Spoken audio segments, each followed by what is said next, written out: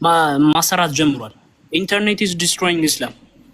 ይኸው ኢንተርኔት ላይ ይሄንን ገብተሽ ስታነቢ እያንዳንዱ ነገር ተገልጦልሻል። ስለዚህ ሳትፈልጊ በግዴታሽ አይምሮሽን መዋሸት ስለማትፈልጊ ህሊናሽን መሸጥ ስለማትፈልጊ ምን ታደርጊያለሽ? እስልምና ለቀሽ ትወጫለሽ። ግን እስልምና ላይ ለምሳሌ 6ኛ ክፍል ያላለፈው ኡስታዝ አለ አይደል? እሱ አሁን በአንድ አመት በዚህ ወር 50 ሰው አሰለመ ምናምን ይባላል።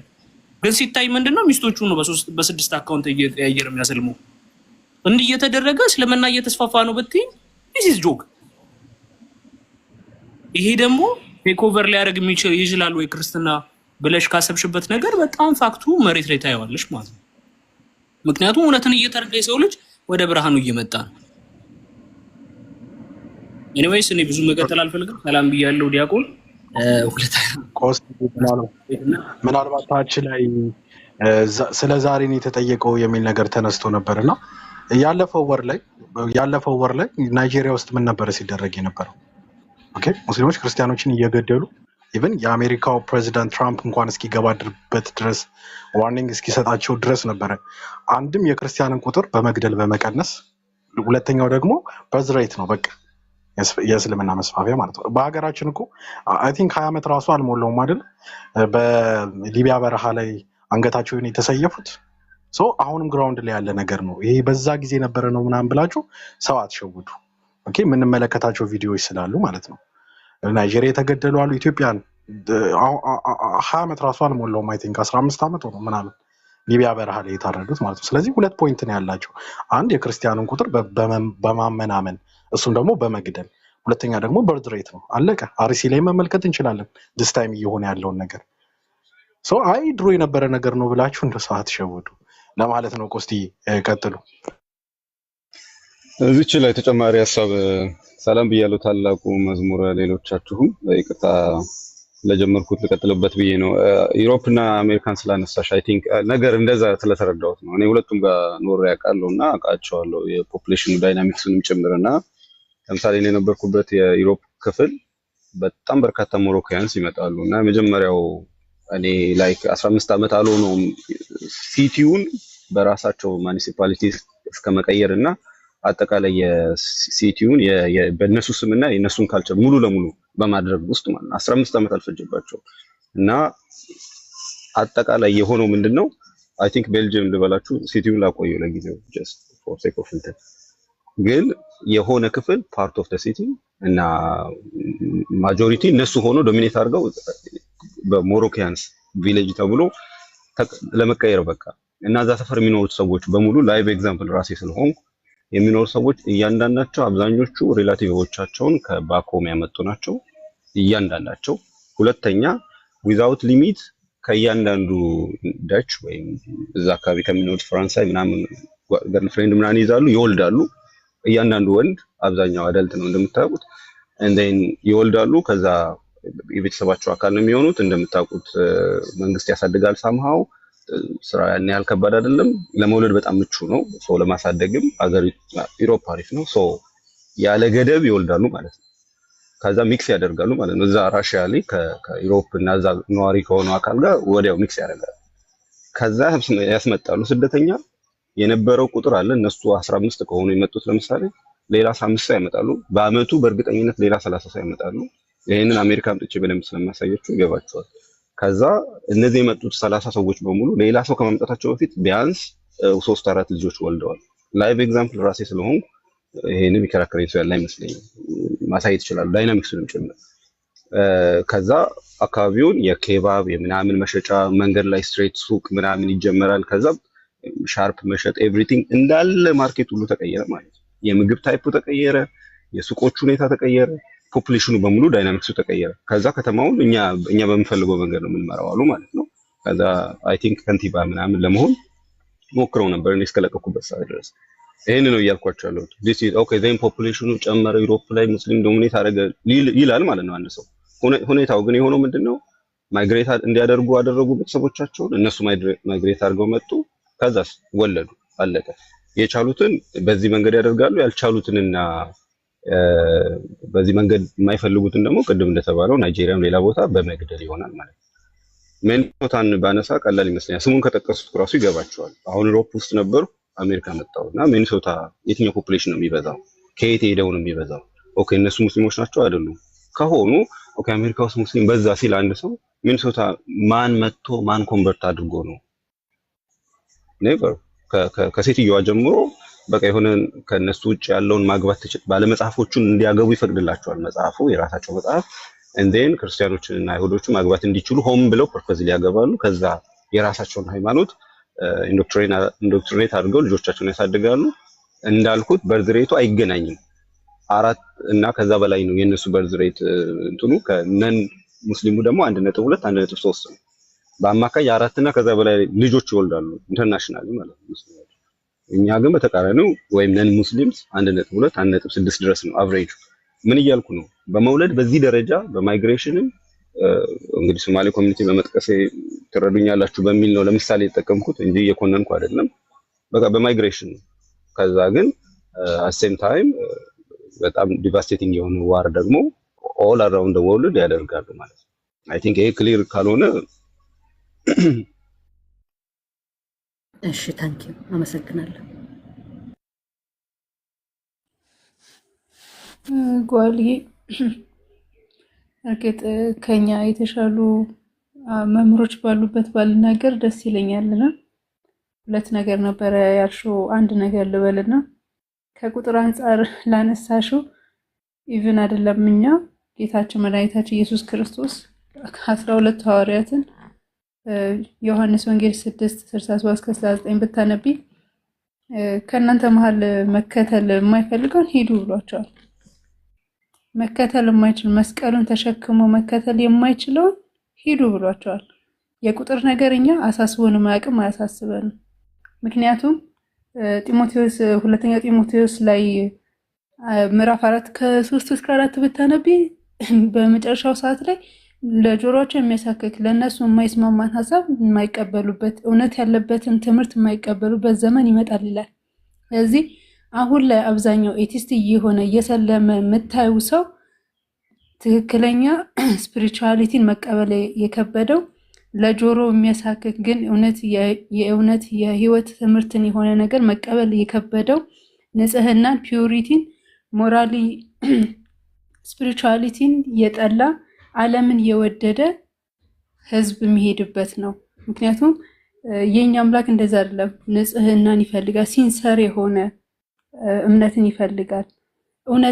እውነትን እንጂ ኮምፈርትን ይሄ ምቾትን የሚፈልግ ሳይሆን በትክክል በእውነት መኖር የሚፈልግ ሰው ሃይማኖቱስ እንዴት ነው ማወቅ የምንችለው ስላልሽ ነው። በትክክል አንድ ሃይማኖት ልክ ነው አይደለም፣ የነዚህ አምላክ ልክ ነው አይደለም ብለሽም ለመጠየቅ ራሱ ምንድነው ያለው አንድ ሃይማኖት ላይ እውነት ላይ ያለው ነገር ምንድነው? ምቾት ላይ ያለው ነገር ምንድነው? ሂዩሚሊቲ ራስን ዝቅ ማድረግ፣ መታዘዝን፣ ከራስ ይልቅ ደግሞ ለሌሎች ማሰብን፣ እውነተኛ ፍቅርን መስጠት። ይሄን ምልሽ ባስተምሮት ነው ሰዎችን አይደለም። ሃይማኖቱ በትክክል ከእግዚአብሔር ጋር ስፒሪቹዋሊ ኮኔክት ያደርጋሉ የሚለውን ሐሳብ እንድታዩ። ፍትህ እንዳልኩሽ፣ ጀስቲስ፣ ምህረት፣ እነዚህ ነገሮች ከየት ነው የሚገኙት? በተለይ ፍቅር የሚባለው ነገር ይሄ ማስመሰል አይደለም። ለሆነ አካል በባርነት መገዛትን አይደለም።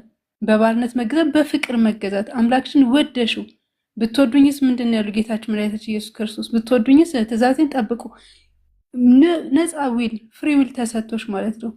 ብትወጂ ትእዛዜን ጠብቂ። ያንን ደግሞ ጌታችን መድኃኒታችን ኢየሱስ ክርስቶስ ይሄ ሲል ምን ብሎ ነው? ጸጋንም የሚያግዘንም ጸጋ አብሮ ሰጥቶን ነው። ስለዚህ የትኛው ሃይማኖት ነው ሞር እስቲ ለኛ ቅርብ የሆነው?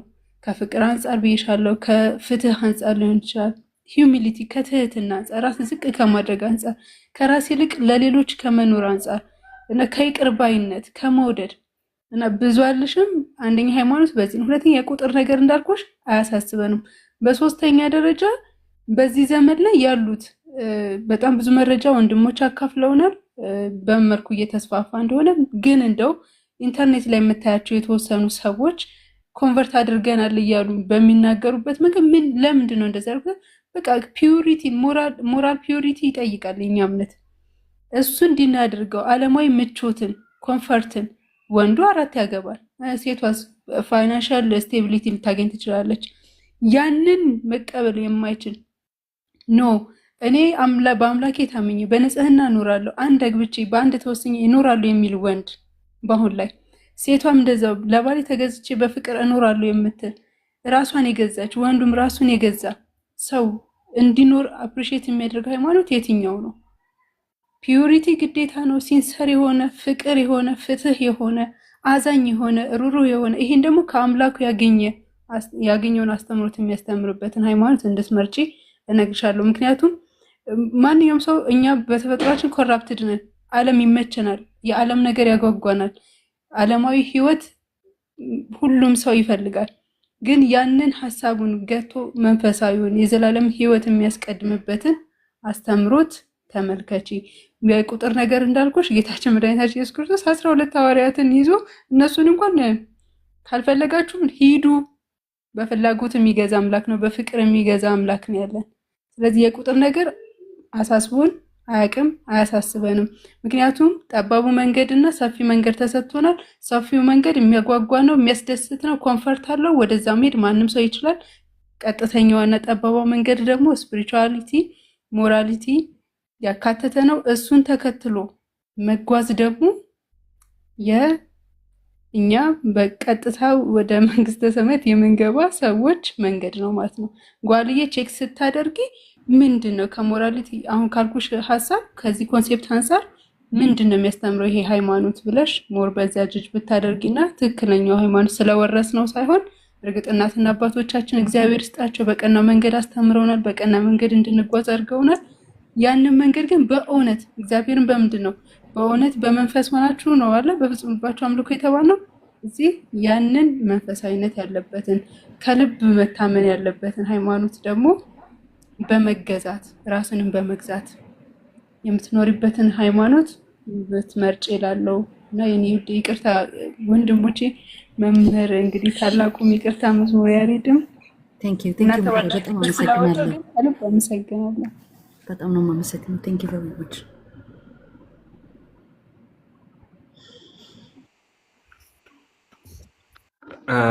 እሺ ጓል ቃል እያሰማለን ሁላችን ቆስጢ ሀሳብ ልስጥ ወይስ ታላቁ ተናግረዋል? ታላቁ ካልተናገሩ ይሳቸው ይቅደሙ። ታላቁ አሉ አለ። ኧረ እኔ ብዙ ሀሳብ እንትን አይደለም። ሰላም ልበላችሁ ብዬ ነው። እንዴት ዋሉ አደሩ ነው መሰል በእናንተ ጠዋት ነው። እግዚአብሔር ይመስገን። እንዴት አመሹ ዲያቆን? ሰላም ነው? ሁላችሁንም ሰላም ብያለሁ። ቆስጠንጢኖስ ሁላችሁንም ሰላም ብያለሁ። ዮሐንስ ጓል፣ ዮናታን፣ ክርስቲያን፣ መምህር መላኩ ሰላም ብያለሁ። ሰው ጓል ምንድነው መሰለሽ እኔ እንድታየው የምፈልገው ሪሊ የአንድ ሃይማኖት መመዘኛው የሰው ማነስ ወይ የሰው ብዛት ነው ወይ ነው። አሁን ግራውንዱ መስራት ያለብን እዚህ ላይ ነው። ሃይማኖት ራሱ ማለት ነው ነው የአንድ ሃይማኖት መመዘኛው ትክክለኛው ትምህርቱ ነው እንጂ የሰው ብዛት ወይ የሰው ማነስ አይደለም። የመጀመሪያው ግራውንድ ምንድን ነው? አንቺ የሰው ብዛት ነው ከአንድ ሃይማኖት የምታዩ ወይስ ምንድን ነው የምትፈልጉ የሚለው የመጀመሪያው ነው። እንደ እይታችን ነው። ለምሳሌ እኔም ብጠይቅኝ ዓለም የሚከተለውን ሃይማኖት አይደለም መነሻ። እኔ ትክክለኛው እምነት የትኛው ነው? እኔ እምነትን ስፈልግ እምነት ምንድን ነው ስል በህዝብ ቁጥር ልክ አይደለም መዝ ነው። ኦኬ፣ በህዝብ ቁጥር ልክ አይደለም። ምክንያቱም በየአገሩ ስታዩ አንዴ ትልቁ ላይ አድርጉኝና የሆነ ነገር ላሳያት ፕሊዝ።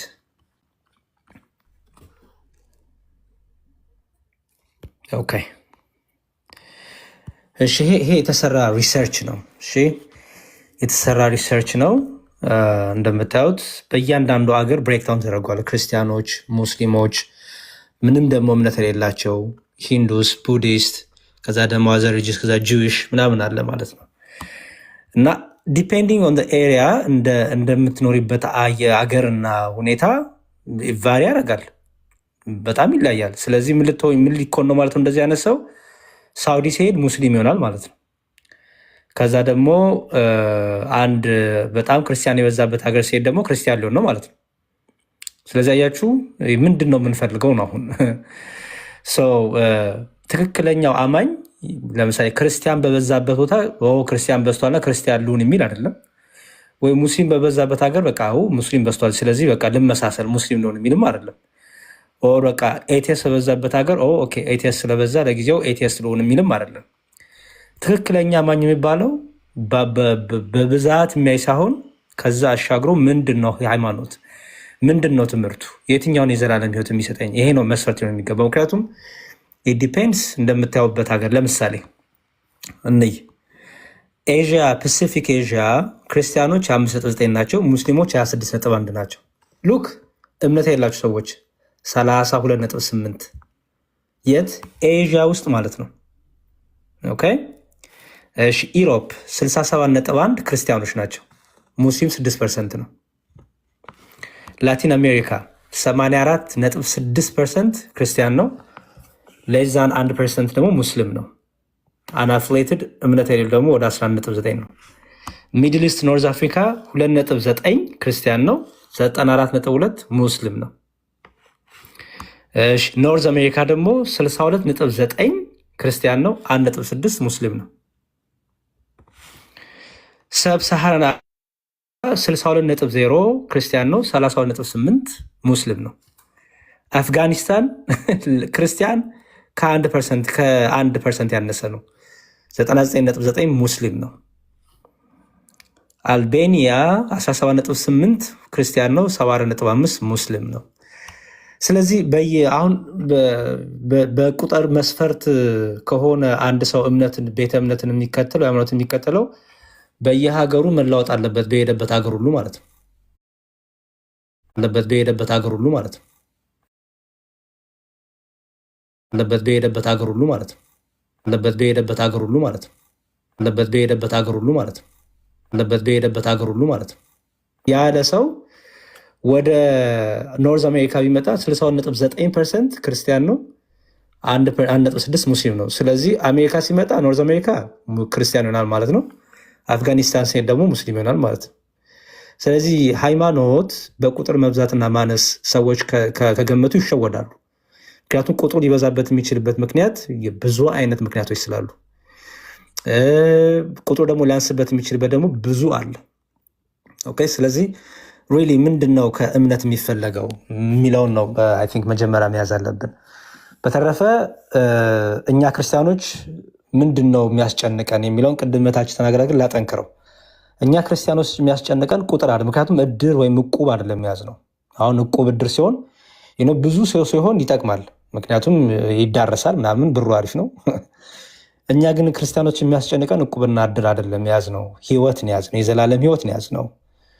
የዘላለም ህይወት ስለያዝን ጌታችን ክርስቶስ ምናለን? በጠባቡ ደጅ የሚሄዱ በጣም ጥቂቶች ናቸው፣ በሰፊው ደጅ የሚሄዱ ግን ብዙዎች ናቸው አለ። በሰፊው መንገድ የሚሄዱ በጣም ብዙ ይሄዳል አለ።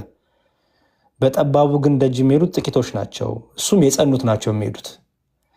ስለዚህ እኛ የተጠራንበት ዓላማ በመከራው እየታረድን እየተገደልን በብዙ መከራ እንድንጸና ነው። አየሽ፣ መከራው ሲበዛባቸው የሚክዱ አሉ። መከራው ሲበዛባቸው አንገታቸው ላይ ሰይፍ ሲቀመጥ የሚፈሩና የሚክዱ አሉ። አንገታቸው ላይ ሰይፍ ሲቀመጥ ደግሞ ጸንተው አልፈራም፣ ግደለኝ፣ አገሬ በሰማይ ነው፣ ስጋዬን ትገል ይሆናል ነፍሴን ግን አገላትም ብለው ደግሞ የሚጸኑ አሉ። ስለዚህ ሁሌም ክርስትናው ከጽናት ጋር ከብርታት ጋር ከቁጥር ጋር የተያዘ አይደለም። ከጽናት ጋር ከብርታት ጋር እስከ መጨረሻው መጽናት፣ በመከራ መጽናት፣ በፈተና መጽናት ጋር ሁሉ የተገናኘ። ለዚህ ነው ጌታችን ክርስቶስ ምናለ መጨረሻ ላይ አምላካችን በተለይ በማቴዎስ ወንጌል ምዕራፍ 24 ስታነቢ የሚመጣውን ነገር ነገረን። ብዙ መከራ፣ ብዙ መገደል፣ ብዙ መጠፋፋት በተለይ ክርስቲያኖች ላይ የክርስቶስ ተከታይ በሆኑ ላይ ብዙ መከራ ይመጣል። ስለዚህ ጌታ ምናለ? ችግር የለውም ካዱ፣ ለጊዜው ካዱና አለፉት አላለም። ያለው ምንድነው? እስከ መጨረሻ የጸና ግን እርሱ ይድናል ያለው። ስለዚህ የሚጸና ነው የምንፈልገው። ስለዚህ አንድ ሰውም ሊጸና ይችላል ማለት ነው። ሁለት ሰውም ሊጸና ይችላል፣ ሶስት ሰውም ሊጸና ይችላል። ዊ ዶንት ኖ። ግን የሚጸና ሰው ነው በክርስትና ድል አደረገ አማኝ ነው የሚባለው ማለት ነው። ይህንን በደንብ አድርገን እንገነዘብ ይገባል ክርስቲያኖች። እና ብዙም የቁጥር ጉዳይ እንዳልኩት ፓርላማ አይደለም፣ የሆነ ውድድር ፖለቲካ ውድድር አይደለም፣ እቁብ አይደለም፣ እድር አይደለም የያዝ ነው። ቁጥር ጨመረ የሚሞቀን አይደለንም፣ ቁጥር ቀነሰ የሚቀዘቅዘንም አይደለንም። ምክንያቱም ቁጥር ላይ ዲፔንድ ያደረገ ቤተ እምነት የለንም። ያን እንድትረዱ ነው። ቴንክ ዩ በጣም ጊዜ ስትልኝ ጀስት ቱ ቢ ክሊር ሄር እኔ የእኔ ጥያቄ ዊዝ ኦል ሪስፔክት እንደዛ አልነበረም። የእኔ ጥያቄ የእስልምና ሃይማኖት ፖፑሌሽኑ በጣም እየበዛ ነው የሚሄደው። ሪያሊቲ መሬት ላይ ያለው ይሄ ነው እና ምንድን ነው ምክንያቱ? ትክክለኛ እንደ ሀገሩ ጓል እንደ ሀገሩ የት ሀገር ነው የምትይል? ለምሳሌ ነው ጀስት ለምሳሌ እንዳልከው አሁን ለምሳሌ ከ30 40 ዓመት 50 ዓመት በፊት የነበረው የእስልምና ተከታይና አሁን ላይ የተለያየ ነው እኮ። እንደ ሀገሩ አልኩሽ እኮ። ለምሳሌ የት አሁን ቴል ሚ የት? ዩሮፕ አሁን ለምሳሌ ዩሮፕ ከ30 40 ዓመት በፊት እንደዚህ አልነበረም አሁን ላይ እንዳለው። አዎ እኮ እንደ ሀገሩ እኮ ምልሽ እኮ ለዛ እኮ ነው ጓል። አሁን አንቺ አንድ ሀገር ነው የምጠቅሽልኝ። እንደ ሀገሩ ግን የተለያየ አይነት ፖፑሌሽን ነው ያለው። ኦኬ አሁን ለምሳሌ አንቺ ኢሮፕ ከሆነ ኢሮፕ ላይ ሪሰርች ይሰራል ማለት ነው። ምን ተደርጎ ለምንድነው ክርስትና የበዛው ወይ ክርስትና ያነሰው? ለምንድነው እስልምና የበዛው ወይ እስልምና ያነሰው? ደግሞ በጣም ደግሞ እስልምና ያወረደበት ሀገር ደግሞ አለ። ቅድም እንዳሳየሽ ለምሳሌ አሩባ የሚባል አውስትራሊያ ብትሄጂ የት ነው ምንድነው ባርባሮስ ብትሄጂ ቤላሩስ ብትሄጂ እነዚህ ሀገሮች ላይ እስልምና 1% ነው። 80% 90% ክርስቲያኒቲ ነው። ስለዚህ አሁን ምንድነው ማየት ያለብሽ? እንደ ሀገሩ ዲፔንድ እያደረግሽ ሪሰርቾችን መስራት አለብሽ እንጂ ጀነራል በቃ ኦል ኦቨር ዘ ወርልድ ካልሽ በጣም ስተት ውስጥ ነው የምትገቢው። ሪሰርቾችሽ ብሬክዳውን መደረግ አለባቸው እንደየሀገሩ ማለት ነው። ከዛ በኋላ ነው የምታገኘው ሪዝኑን። ወየት አለው ምናምን አሁን በዚህ የዩናይትድ ኪንግደም እና የአውሮፓ ሀገራት የሚነሱ ከሆነ በሩቅ ምስራቅ የሚነሱ ጦርነቶች በሙሉ ዳፋውን የሚለብሱት የአውሮፓ ሀገራት ናቸው። ስደተኛ ሆነው የሚገቡት ሙስሊሞቹ ናቸው እንዳለ ማለት ነው። ድምጼ ይሰማል አይደለም? አይሰማም? ድምጼ ይሰማል። ኦኬ። እና ዩናይትድ ኪንግደምን በሉት ጀርመኒም በሉት አብዛኛው የአውሮፓ ሀገራት ውስጥ በሩቅ ምስራቅ የሚነሳውን ጦርነት ተሰደው የሚገቡት ወደ አውሮፓ ነው። አውሮፓውያን ደግሞ ለስደተኞች በጣም ልቅ የሆነ ክፍት በር እንደነበራቸው የታወቀ ጉዳይ ነው እና ሁሉም እዛ ሄደው ይገባሉ። ከገቡ በኋላ ደግሞ የሆቴል እየተከፈለላቸው ወዘተርፈ ነው የሚቀመጡት። ኦኬ። ልክ እንደዛ ሲሆን ምንድነው የሚሆነው? እነዚህ ሰዎች የራሳቸውን ካልቸር የራሳቸውን ሃይማኖት አስተሳሰብ ይዘው ነው የሚገቡት ወደዛ ቦታ ሲገቡ ማለት ነው። ስለዚህ የአውሮፓውያን መዋጥ በራሳቸው ድንቁርና ነው። የማንንም ሙስሊም ጠራርገው ይዘው ይቀመጡና እየቀለቧቸው ምን እያሏቸው ቁጥራቸው በስደተኛው ልክ በጣም ነው የሚጨምረው ማለት ነው። በዛው ልክ ከዛ በኋላስ ምንድነው የሚሆነው? ከዛ በኋላ የተወሰኑ ሰዎችን የክርስትናን ችግር በመስበክ ወይም ክርስትና እንደዚህ ነው በማለት ወደ እስልምና ያመጧቸዋል። በምን አይነት መንገድ? የእስልምናን ትክክለኛነት ሰብከው ሳይሆን የክርስትናን ስህተት መሆን ሰብከው ነው ወደ እስልምና ሰውን የሚወስዱት። አሁን አንቺ ዝም ብለሽ ተመልከሽ። ስለ አላህ ተውሂድ ስለ መሐመድ ነብይነት ነው እንደሚናገሩት እዚህ ያሉት ኡስታዞቹ። መጽሐፍ ቅዱስ ተበርዟል፣ ኢየሱስ ሰው ነው፣ ፍጡር ነው ወዘተርፈ። ለምንድን ነው እንደዛ የሚያደርጉት? ክርስትና የሚሰበክ ሃይማኖት አይደለም። ታዲያ ምንድን ነው የሚሆነው? ሌላውን ስህተት ነው በማለት የእነሱን ትክክለኝነት ማስረገጥ ይፈልጋሉ። ልክ እንደዛ ሆኖ ሰው ወደ እስልምና ከገባ በኋላ በጣም ብዙ ሳይቆዩ ትንሽ ቆይተው ተለውጠው ይመጣሉ ተመልሰው። ለምን? መጀመሪያ ክርስትና ስህተት ነው ብለው ነው እንጂ የእስልምና ነገር ተሰብኮ ስላልሆነ ወደ እስልምና የሚገቡት። ወዲያው ምንድነው የሚሆነው? ቁርአኑ ሲገለጥ አላህ የማይወልደው ሚስት ስለሌለው ነው ይላል። ሐዲሱ ሲገለጥ መሐመድ የ6 ዓመት ህፃን ልጅ ወስቧል ይላል። ከዛ ደግሞ ግልጥ ስትሄጂ ቁርአኑን ስታይ የሆነች ገና ጩጬ ልጅ እንኳን ወሲብ ማድረግ ትችላለህ ይልሻል። በውስጡ የመንፈሳዊነት፣ የንጽህና፣ የቅድስና፣ የትህትና፣ የፍቅር ምንም አይነት ሂውማኒስቲክ የሆነ መልእክት የለውም። ወይ ከጭን በታች ነው ወይ ከአንገት በላይ ነው። ስለ መግደል ነው ወይ ስለ መዘሞት ነው። ልክ ይሄ ነገር ሲታወቅ ወዲያው ተመልሰው ይወጣሉ። ወደ ክርስትና ለመመለስ ደግሞ ህሊናቸው በጣም ስለሚወቅሳቸው ምን ይሆናሉ ማለት ነው? አግኖስቲክ ሆነው ቁጭ ይላሉ። በቃ ከእስልምና ቢወጡም ወደ ክርስትና መመለስ ይከብዳቸዋል። ከዛ ውጪ ግን እስልምና ተሰብኩ እንደው እስልምና በስነ ስርዓት እንደ ክርስትና ተሰብኮ ተስፋፋ የሚል በታሪክ ውስጥ እንኳን አታገኝም። ትልቅ ሰዋቸው መሐመድ እንኳን በህይወት እያለ በሰይፍና በሴት ነው ያሳፋው እንጂ እስልምና ተሰብኮ ህሊና ያለው ሰው የሚቀበለው ትምህርት የለውም ሲጀመርም ቢሆን እስልምና ማለት ነው። ሌላውን ትተሹ ለምሳሌ ሳውዲ ላይ ቁርአኖች በሙሉ ተጠረቃቅመው ሽንት ቤት ውስጥ ተጥለው ነበረ። ሰርች አድርጋችሁ ብታሳዩት እንደውም ደስ ይለኛል። እኔ ስለማልችል ነው ያለውበትን ቦታ ባሳያችሁ እንደውም መቅናት አይቻልም። ወዴት ነው? ጨልሟል ይመስለኛል። አይታያችሁማ? ጨልሟል። አይ በቃ ጨልሟል፣ አይታይም። እና ግን ሳውዲ ውስጥ ቁርአኖቹን በሙሉ ሰብስበው ሽንት ቤት ውስጥ ጨምሯቸው ነበር። ሳውዲ ማለት የእስልምና መነሻ ማለት ነው። አሁን በጦርነት የምትታመሰው ፐርሺያ ብትሄጂ ደግሞ ወደ 30,000 የሚደርሱ መስጊዶች ተዘግተዋል፣ የሚገባባቸው ጠፍቶ ማለት ነው። ስለዚህ እንደዛ ከሆነ እንዴት እናርግ? ከእስልምና መውጣት አለብን ማለት ነው የሚል ድምዳሜ ይዘሽ አትሄጂም። ስለዛ እንዴት ነው ሎጂኩን ወይም ደግሞ የሆነ ሪሰርች ስትሰሚ ወይ ስትሰሪ በያዝድ ሰዓት ሆኚ ፋክት ኤንድ ፊገርስ ብቻ ይዞ መሄድ ጥሩ ይመስለኛል። ሐሳብሽን ካገኘሁት ማለት ነው። ጓል መቀለ ታንክ ዩ።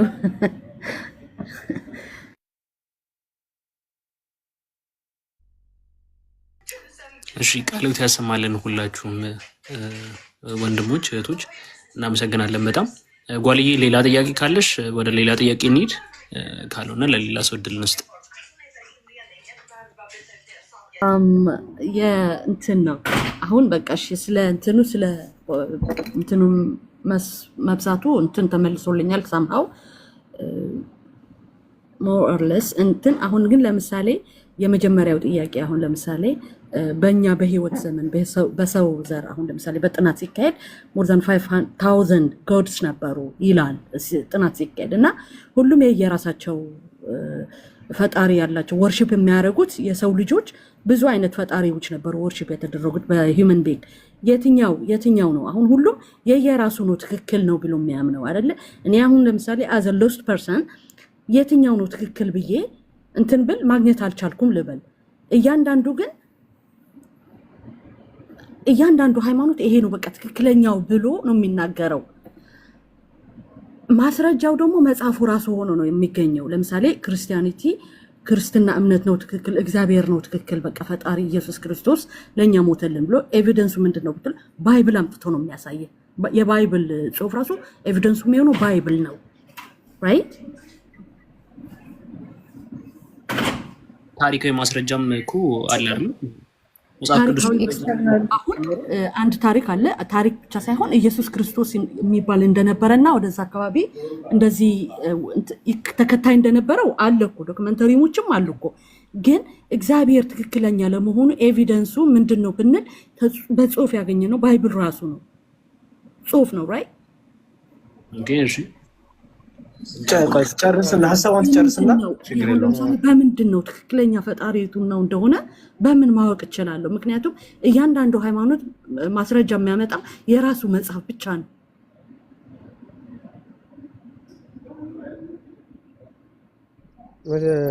ይመስለኛል በዓለም ላይ ብዙ ሃይማኖቶች አሉና ከነዚህ ውስጥ እንደው ትክክለኛው ክርስትና መሆኑን በምንድን ነው የማውቀው መሰለኛ ጥያቄ።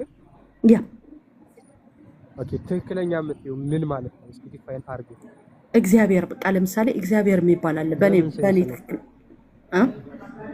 በምን ሴንስ ነው ትክክለኛ የምትይው ዲፋይን ስታደርጊው? ለምሳሌ ለእኔ አሁን ትክክለኛ ማለት ሙስሊም ብሆን በምድር እንደፈለኩ መዘሙት በሰማይ ደግሞ 72 ሚስት ማግኘት ከሆነ ትክክለኛ የምለው የኔ እንትን ፓራዳይሜ ለእኔ ትክክለኛ ነገር ያው እስልምና ነው ማለት ነው። እኔ ትክክለኛ ብዬ የምወስደው ነገር ደግሞ በምድር በጣም ቻስቲቲ ያለበት ንጽህና ያለበት ህይወት፣ በሰማይ ደግሞ የፈጠረኝን መስዬ መኖር ነው የምፈልገው ካልኩኝ፣ ለዛ ደግሞ ትክክለኛ የሚለው የኔ ዴፊኒሽን ክርስትና ነው የበለጠ ፊት የሚያደርገኝ። ስለዚህ አሁን የትኛው ነው የሚለውን ተይውና ባዩር ዴፊኒሽን ትክክለኛ ማለት ራሱ ምን ማለት ነው? እግዚአብሔር በቃ ትክክለኛ የአማርኛ እጥረት አለኝ። አማርኛ ከተሳሳትኩ አስተካክሉኝ። ሰማው ግን እግዚአብሔር ለምሳሌ እግዚአብሔር የሚል አለ። እግዚአብሔር የሚባል ነው ፈጣሪ አላህ ሳይሆን እግዚአብሔር የሚባል እኛን የፈጠረን ከኢየሱስ ክርስቶስ የሚባል ከድንግል ማርያም የተወለደ ብዬ ለማመን ማስረጃ የመጽሐፍ ቅዱስ ብቻ ነው። ራይት ኦኬ። ሃይማኖት ትምህርት ሃይማኖት የሚባል እንትን አለና የተጻፈ ማስረጃ ብቸኛው ማስረጃ አይደለም። ለክርስትና ብቸኛው ማስረጃ አይደለም። ሀሎተ እግዚአብሔር የሚለው ነገር ሲነሳ አንደኛ ተፈጥሮ ራሷ ትጠናለች። ተፈጥሮ ያልተነበበች መጽሐፍ ናት። እሱ ይታያል። አንድ ሁለተኛ ህሊና አለ። የህሊና ዳኝነት የሚባለው ነገር ማለት ነው። የህሊና ዳኝነት ሁለት ያንቺ እነዛን ነገሮች ስታይ እና ከተፈጥሯዊ ጠባይሽ ጋር የሚስማማልሽ ማለት ነው። ሶስተኛ ደግሞ ታሪክ አለ። አሁን የምታያቸው እነ መጽሐፍ ቅዱስ እነ ቁርአን ምናምን የሚመጡት በአራተኝነት ደረጃ ነው። በአራተኝነት ደረጃ ነው። ኦኬ እሺ፣ አሁን ቀለል ላድርግልሽና ዞራስተሪያኒዝም የሚያምኑት ሁለት የአምላክ ጽንሰ ሐሳብ አለ። ደጉ አምላክ ክፉን እና ማን ነው ደጉና ክፉ የሚሉ ሁለት አማልክት አሉ። ደጉ የረቀቀውን ሲፈጥር ክፉ ደግሞ ግዙፉን ዓለም ፈጠረ ብለው ያምናሉ። አሁን ይሄ ባይ ተፈጥሯዊ በሆነው ህግ ተመሪና ደግ አምላክና ክፉ አምላክ ሊኖር ይችላል at the same time ጓል መጽሐፍ ቅዱስ ምናምን ታዩ። እሺ ምንድነው ጥያቄው? እንደገና ድገምልኝ እስኪ። ደጉ አምላክ የረቀቀ ነገር ሲፈጥር ነፍስን፣ ነፋስን፣ አየርን ሲፈጥር ክፉ ደግሞ ሰማይን፣ መሬትንና ስጋን ፈጠረ ብለው ነው የሚያምኑት አሁን ዞራስተሪያንስ የሚባሉትና ክፉና ደግ አምላክ በአንድ ጊዜ አለ ብለሽ ታስቢያለሽ? ተቃራኒ የሆኑ ጠላት የሆኑ ሁለት አማልክት ሊኖሩ ይችላሉ? አይ ዶንት ኖ እኔ ይሄንን ለመመለስ አልችልም፣ ምክንያቱም ምንም እውቀቱ የለኝም። ትችያለሽ። የማወቅ ያለማወቅ ጉዳይ አይደለም። ሌትስ አሁን ሌላውን ተይውና አሁን አንቺ ስለ እግዚአብሔር ሆና ምን ተይውና ተፈጠርኩ ብለሽ ነው የምታምኒው? ስለ እግዚአብሔር ብለሽ ተፈጠርኩ ኖ እኔ የምልሽ ተፈጠርኩ ብለሽ ነው ወይ የምታምኒው? ኢቮልቭ ነው ያደረግሽው ፍሮም ሲንግል ሴል። I don't know. You don't know? No. Come on. You are better than ከዚህ መሻል አለብሽ። ይኸውልሽ አሁን የምልሽ ከጦጣ መጣው ብለሽ ታምኛለሽ? እሺ አርኪኦሎጂክ እንትን አሉ ኤቪደንሶች አሉ አለዛ ኖ ከጦጣ መጣው ብለሽ ታምኛለሽ? based on your ማስረጃዎች 100% እርግጠኛ አይደለሁማ እኮ። እሺ ምን ያክል ፐርሰንት ነው እርግጠኛ የምትሆኚው? ይኸውልህ እኮ አምናለሁ ብልህ እኮ እርግጠኛ መሆን አለብኝ አይደል? አምናለሁ ለማለት እርግጠኛ መሆን አለብኝ፣ ግን አምናት። ኦኬ እሺ፣ እንደዛ ከሆነ በቃ ቀለል እናድርገውና መጀመሪያ ፈጣሪ አለ የሚለው ጽንሰ ሐሳብ ላይ በደንብ ማወቅ ያለብሽ ይመስለኛል። የትኛው ነው ትክክለኛ ከሚለው በፊት ፈጣሪ አለ የሚለው ነገር ላይ ማለት ነው።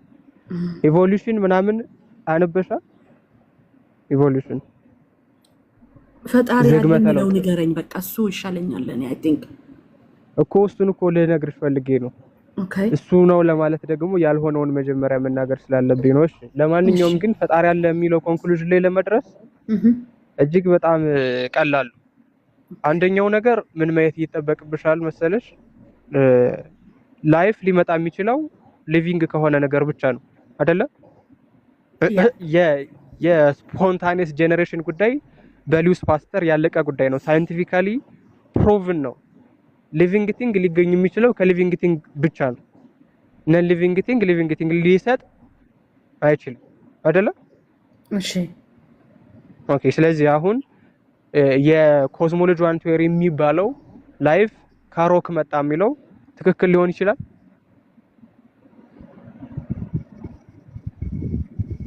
ትክክል ሊሆን ይችላል? ላይፍ ከነን ሊቪንግ ቲንግ ወይም ከድንጋይ መጣ የሚለው ኖ። ኦኬ። ስለዚህ የኮስሞሎጂ ዋን ቲዮሪን ጣልሽ ማለት ነው። ሁለተኛ ሰከንድ ሎው ኦፍ ቴርሞዳይናሚክስ የሚባል አለ። የቴርሞዳይናሚክስ ሁለተኛው ህግ ማለት ነው። ሁለተኛው ህግ ምንድነው? ጊዜ በሄደ ቁጥር ነገሮች ዲስኢንተግሬት እያደረጉ ነው የሚሄዱ ነው የሚለው። ወይም ታይም በሄደ ቁጥር ዲስኦርደር እየጨመረ ኦርደር ደግሞ እየቀነሰ ነው የሚሄደው። ይህንን በጣም በቀላሉ እንድትረጁ ለምሳሌ ብሪክ ወይ ድንጋይ ምናምን ብታስቀምጪ በራሳቸው ጊዜ ተገጣጥመው ቤት የመሆን እድላቸው ምን አይነት ነው? ጠባብ ወይ ጠባብ ወይ ዜሮ? ዜሮ ጭራሽ ዜሮ። በቃ በጣም ጥሩ ዜሮ ነው። እሺ የተሰራ ቤት ግን ጊዜ በሄደ ቁጥር ዲስኢንተግሬት ማድረግና የመውደቅ ቻንሱ ስንት ነው?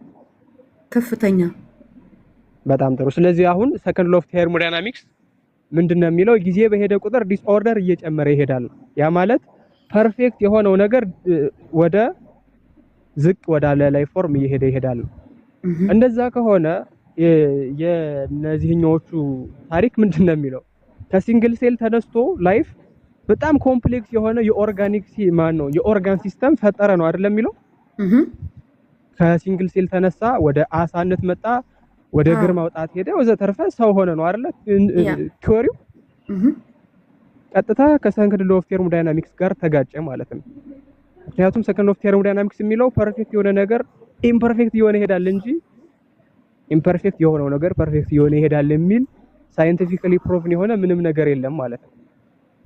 ገብቷል ሀሳቡ? አሁን ገባኛው። በጣም ጥሩ።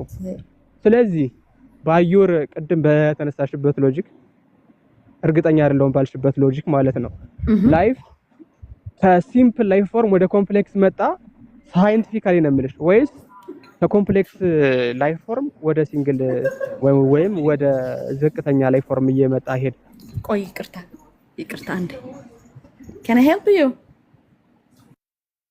እሺ ስራ መሀል ነሽ። እሺ ለሌሎቻችሁ ግን ግልጽ ነው? ዲያቆን እዚህ ጋር የማይመለከተኝ ነገር እንዳላወራ ኖ አይ በሷ ሌቭል ማውራቱ ጥሩ ነው ብዬ አስባለሁ። ሶ አሪፍ ነው ዲያቆን ምንም ቆንጆ ነው። ለኛ ብዙም እንትን ላይለን ይችላል፣ ምንም ሴንስ ላይሰጠን ይችላል። ግን በሷ ግን አንደርስታንድ የምታደርገው ይሄ ነው። አሁን ማርቆስ ሉቃስ ምንን አንደርስታንድ አታደርግም። ስለዚህ አይ ቲንክ ከዚህ ሌቭል መጀመሩ ቪዲዮ እኮ እየታየ ነው ቆስጠንጢኖስ፣ ከዚህ ሌቭል መጀመሩ ጥሩ ነው ብዬ አስባለሁ በሷ። ምክንያቱም ሞር የፍልስፍናውን ሞር የመጀመሪያ ቲዎሪዎቹን ሲሰሩ የነበሩትን ነገሮች እሱን ነገሮች ከዛ መጀመሩ ይጠቅማታል እና አሪፍ ነው። ይቀጥሉ። አምባክ እሺ በጣም ጥሩ። አሁን ተመልሰሻል አጓል? አዎ ኦኬ። ሌላኛው ደግሞ ምን አለ መሰለሽ ዲኤንኤ እና ፕሮቲን የሚባሉ ነገሮች ታውቂያለሽ አይደለ? እሺ ፕሮቲን የሚሰራው በዲኤንኤ ትዕዛዝ ነው አይደል?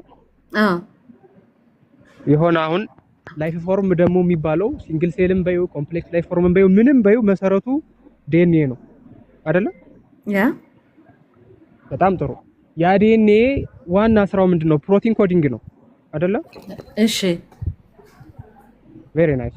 ስለዚህ አሁን ፕሮቲን ኮዲንግ ከሆነ ያለ ዲኤንኤ መመሪያ ፕሮቲን ሊመረት ይችላል? አይችልም። ቬሪ ናይስ። አሁን ልብ ብለሽ ተከታተይኝ። እሺ የሁሉም ላይፍ ፎርም መሰረት ፕሮቲን ነው አይደለ? የሁሉም ላይፍ ፎርም መሰረት ፕሮቲን ነው። ያ ፕሮቲን ደግሞ ያለ ዲኤንኤ መመሪያ መሰረት አይሰራም አይደለ? ኦኬ ገስዋት ፕሮቲን ራሱ ዲኤንኤ ነው። ማን ነው ዲኤንኤ ራሱ ፕሮቲን ነው። ሶ የዲኤንኤው ፕሮቲን ከየት መጣ? ከመገን ከእንደገና ቆይ ዲኤንኤ ከፕሮቲን ወይ ደመነ ፕሮቲን የሚሰራው በዲኤንኤ ትዕዛዝ ነው አይደለ?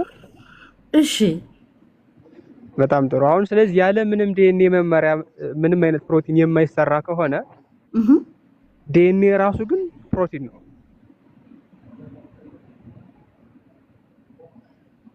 ሶ ዲኤንኤ ፕሮቲን ከሆነ የዛ ዲኤንኤ መመሪያ ከየት መጣ ነው? ፕሮቲኑን ማን ነው የሚሰጠው ለዲኤንኤ? ዲኤንኤ ራሱ ወት ኦ ማይ ጋድ ያ ስለዚህ ምንድን ላይ ነው አሁን የምትደርሽው? ምን ላይ ነው የምትደርሽው? በጣም ኢንተለጀንት የሆነ ማይንድ አለ ማለት ነው። ለመጀመሪያ ጊዜ ዲኤንኤን የሰጠ ምን እያደረገ ዲኤንኤ ማን ነው ፕሮቲን ለመስራት የሚያስችል ዲኤንኤ የሰጠ ሰው ወይም የሆነ አካል አለ ማለት ነው። ሰው ቢው ድመት ቢው ምን ቢው ለጊዜው ጉዳያችን ስላልሆነ ማለት ነው። እሺ ግን ምንድነው የምልሽ ምንም አይነት ላይፍ ፎርም መሰረቱ ፕሮቲን ከሆነ እና ፕሮቲን ያለ ዲኤንኤ መመሪያ መሰረት የማይሰራ ከሆነ ሰው ላይፍ ፎርም በሙሉ ዲፔንድ የሚሆነው የዲኤንኤ መመሪያ ላይ ነው ማለት ነው አይደለ? yes so the DNA ራሱ ክሬተር ሆነ ማለት ነው እዚህ ጋር ኤግዛክትሊ ዲኤንኤ ራሱ ክሬተር ሊሆን ሆነብን። እንደዛ መሆኑ ብቻ ሳይሆን ገስዋት ዲኤንኤ ራሱ ፕሮቲን። ስለዚህ ምን ልታረጊው ነው? this is complicated okay ስለዚህ ምን የሚል ኮንክሉዥን ላይ ትደርሻለሽ ማለት ነው? ሁሉን ነገር ዲዛይን የሚያደርግ ላይፍን የሚሰጥ ሊቪንግ የሆነ አካል አለ ማለት ነው። ምክንያቱም ከነን ሊቪንግ ቲንግ ሊገኝ ስለማይችል ማለት ነው። ኦኬ ተስማምተናል? አዎ በጣም ጥሩ። አሁን ይሄ ሊቪንግ ቲንግ ማን ነው ነው ጥያቄው? ኦኬ ተስማምተናል? ዝም ብለሽ ምናምን ሳይሆን the living thing is God ልንመጣ ነው እሱ ላይ ልንመጣ ነው። ማን ነው የሚለው ላይ ገና ልንመጣ ነው። ስለዚህ የሆነ ሊቪንግ ቲንግ መኖር አለበት ማለት ነው ላይፍ ፎርም ለመኖር አይደለ? ስለዚህ ሊቪንግ ቲንግ የሚገልጹ መጽሐፍት በሙሉ ሊታዩ ነው። እነ ቁርአን እነ ሽንቶይዝም እነ መጽሐፍ ቅዱስ ምናምን ማለት ነው። እሺ ከዛ ሁሉንም ተገለጡና ተነበቡ። ቅድመ ዓለም ስለነበረው ዓለም ሲፈጠር የነበረውና ዓለም ካለፈ በኋላ የሚኖረውን ነገር የሚገልጽ መጽሐፍ ግን አንድ ብቻ ነው። ለምሳሌ ቀላሉን የመጀመሪያውን ፓርት ልንገር። ዓለም ብለን የምንገልጠው ታይም እና ስፔስ ያለበት ማቴሪያል ነው አይደል? ታይም ስፔስ ማተር ነው አይደል? ይሄ ኮዝሞስ ብለን የምንጠራው ነገር በአጠቃላይ መጽሐፍ ቅዱስ እነዚህ በአንድ ጊዜ እንደተፈጠሩ ይናገራል። ዘፍጥረት 1:1 ገልጠሽ ብትመለከቺ በመጀመሪያ እግዚአብሔር ሰማይና ምድርን ፈጠረ ነው የሚለው። በመጀመሪያ ምንድነው? ጊዜ ነው አይደለ? ምክንያቱም ቀጣይ ስላለው ማለት ነው። በመጀመሪያ የሚለው ጊዜ ነው። ቀጥሎ ሰማይ የምታየው ስፔስ ነው። ምድር ደግሞ ማተር ነው። ከነዚህ ነው ሁሉ ማቴሪያል የሆነ ነገር በሙሉ የሚፈጠረው። ስለዚህ ታይም ስፔስ ኤንድ ማተር ፍጡር ናቸው የሚል አስረግጦ የሚነግርሽ መጽሐፍ ቅዱስ ነው። የመጀመሪያው ፋክት ይሄ ነው። ሁለተኛ ታይም ያለ ስፔስ ሊገኝ ይችላል? አይችልም። ታይም ያለ ስፔስ አይገኝም። ስፔስ ያለ ታይም ሊገኝ ይችላል? ያ አይችልም አይደል? ሶስቱ መነጣጠል የማይችሉ ናቸው። ቆይ ታይም ያለ ስፔስ አይገኝም። ታይም ያለ ስፔስ አይገኝም። ያው ስፔስም ያለ ታይም የለም ማለት ነው አይደል? ኦኬ ኦኬ ነው ኦኬ ሳይሆን ነው እንደዛ ነው። እሺ እኮ ሁለቱም አይነጣጠሉም ማለት ነው። ስለዚህ አሁን እንደዛ ከሆነ ነው ይሄ በሳይንሱ ትሪኒቲ ነው የሚባሉት፣ ራሱ ስላሴ ነው የሚባሉት፣ የዓለም ስላሴ ነው የሚባሉት። ታይም ስፔስ እና ማተር የማይነጣጠሉ ጉዳዮች ናቸው። ታይም ስፔስ ኤንድ ማተር ሊለያዩ ሊነጣጠሉ የማይችሉ ሶስት ጉዳዮች ናቸው። አሁን ልብ ብለሽ እንድትሰሚኝ የሚያስፈልገው ነገር ከታይም እና ከስፔስ እና ከማተር ማየት የምትችይው ነገር የትኛው ነው? ከታይም እና ከስፔስ እና ከማተር አይነጣጠሉም ብለናል እኮ። ኖ እኮ ነጥያቸው ሳይሆን ማየት የምትችይው ታይምን ማየት ትችያለሽ፣ ስፔስ ማየት ትችያለሽ ወይስ ማተርን ነው የምታየው? ማተር ነው ማየት መንካት፣ መዳበስ ምናምን የሚቻለው ማተርን ነው። ኦኬ አሁን እነዚህ ነገሮች የማይነጣጠሉ ከሆነ እና ሶስቱ መቀላቀል ከሌለባቸው እና ማተር ደግሞ ከሶስቱ ተለይቶ ማተር ብቻ የሚታይ ከሆነ ስለታየ ከሶስተኛነቱ ተነጥሎ ይወጣል ማለት ነው? አይወጣም። ያለ ስፔስ እና ያለ ታይም መገኘት ይችላል ማለት ነው? ስለታየ ብቻ ማለት ነው። ቆይ ስለታየና መዳሰስ ስለቻለ ከታይም እና ከስፔስ ውጪ ሊገኝ ይችላል ብለሽ መናገር ትችያለሽ? አይችልም ማለት እንችላለን? ኦፍ ኮርስ አቺም። ምክንያቱም ስትነኪው ስሩ ታይም ነው የምትነኪው፣ የሆነ ስፔስ ላይ ያለ ማተር ነው የምትነኪው። ከእንደገና ተመለስ እዛቸው ጋር ለምሳሌ ታይም እና ስፔስ እና ማተር አይነጣጠሉም ብለናል። አንድ ናቸው፣ አይነጣጠሉም። ራይ ታይም እና ስፔስ ማየትና መዳሰስ አንችልም። ማየትና መዳሰስ የምትችይው ማተርን ብቻ ነው። ማተርን መዳሰስ እና ማየት ስለምንችል ብቻ ከታይምና ከስፔስ ተነጥሏል ማለት ይቻላል ወይ? ከማይታዩት ከታይምና ከስፔስ ተነጥሏል ማለት ይቻላል ወይ? አይቻልም። አንድ ስለሆነ አይቻልም። ቴንክ ዩ። አሁን ማየት አለመታየት ከመነጠል ካለመነጠል ጋር የሚያገናኘው ነገር የለም ማለት ነው። ኦኬ ቬሪ ጉድ። አሁን የሆነ ነገር ላይ እየደረስን ነው you know ስለዚህ አሁን እነዚህ ታይም ስፔስ እና ማተር ምንም ነገር ኮዝ ቢያረጋቸው ምንም ነገር ቢፈጥራቸው እነዚህ ሶስት ጉዳዮች ከፈጣሪያቸው ወይም ፈጣሪያቸው ከነዚህ ከሶስት ጉዳዮች በላይ ነው ማለት ነው። ምክንያቱም የፈጠራቸው ታይምለስ ካልሆነ በስተቀር ታይምን መፍጠር አይችልም።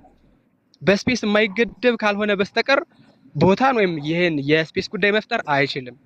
ኢማቴሪያል ካልሆነ በስተቀር ማቴሪያልን መፍጠር አይችልም። ኦኬ ስለዚህ አሁን ፈጣሪያቸው ምንም ቢሆን ምንም ታይምለስ ነው፣ ቦታ የለሽ ነው። ከዛ ደግሞ ምንድነው ኢማቴሪያል ነው፣ ቁስ መሆን የለበትም። ምክንያቱም ቁስ ራሱ ፍጡር ነው ስላለን ማለት ነው። ኦኬ እየገባሽ ነው? አዎ እስካሁን እየገባኝ ነው። በጣም ጥሩ። ስለዚህ እኛ እግዚአብሔር የምንለው ወዴት እየሄድክ እንደሆነ እየገባኝ ነው መሰለኝ። that's good actually ኦኬ ስለዚህ አሁን የፈጠራቸው ታይምለስ ቦታ የለሽ እና ኢማቴሪያል that is our god እኛ እግዚአብሔር የምንለው እሱ ነው። ጊዜም የማይወስነው ቦታም የማይገድበው ከቁስ አካል በላይ የሆነ አንድ እግዚአብሔር ሥላሴ አለ። ሥላሴ ማለት ደግሞ ሌላ ነገር ሳይሆን ታይም ስፔስ ኤንድ ማተር ሳይነጣጠሉ ተገኝቷል ብለናል። ከሶስቱ ተለይቶ የሚታየው ማተር ብቻ ነው ብለናል። ተለይቶ ስለታየ ከማይታዩት ከታይምና ከስፔስ አይነጠልም አስቀምጠናል። ይሄንን ግልጽ ነው? አዎ ግልጽ ነው። በጣም አመሰግናለሁ። ለዛሬ በቃኝ። ኦ ማይ ጋድ በጣም ግልጽ ነው። አዎ በጣም ይቅርታ ሌሎቻችሁን ስላዛኳችሁ ማርያም ገብቶኛል። በጣም ነው የማመሰግነው ስለ ጊዜያችሁ። አንቺ ገብቶሻል መሰለኝ። አዎ አመሰግናለሁ። ቬሪ ናይስ። እሺ ቴንክ ዩ ቬሪ ማች። ጓል ከመውጣትሽ በፊት ግን እንትን ብታነሽልኝ ደስ ይለኛል። አንዳንድ መረጃዎች አሁን ልትወጪ ስለሆነ ይቅርታ ከረበሽኩኝ፣ ሌሎቻችሁን ጣልቃ ገባባችሁ መሰለኝ። ሳትወጣ በፊት ልንገራት ብዬ ነው። ባለመግባባት እንትን ባለመረዳት አንዳንድ ነገሮችን ልጆች የሆነ ነገር ብሏት ቦልካይ ነበር በስህተት መሰለኝ እና እሱን ብታነሽልኝ ብዬ ነው። አመሰግናለሁ። እንማማር። ኧረ እኔ ሰው ቦልክ ያላቅም። እኔ እኮ ብዙ ሰው እንደዛ ይለኛል። ብሎክ አድርጌ ያላቅም ሰው አውቅ ቼክ አድርጌው። ለማንኛውም ቃልዮት ያሰማልን ታላቁ። እግዚአብሔር ይስጥልኝ። ሁላችሁም በጣም ነው የማመሰግነው። ቴንክ ዩ ቬሪ ማች። እሺ ሁላችሁ እና ተረት ተረት የሚሉ ሙስሊሞችን እያየሁ ነበር ቆስጤና ኦፍ ኮርስ this is science my brother የጭንና የአንገት ወሬ ስላልሆነ ባይገባችሁም እኔ የሚገርመኝ ነገር የለም። በነገራችን ላይ አይገርመኝም። ቢገባችሁ ነበር የሚገርመኝ እንደውም it's like ኦኬ ጨርሱ። ግን ብቻ በጣም ታስቃላችሁ ማርያም።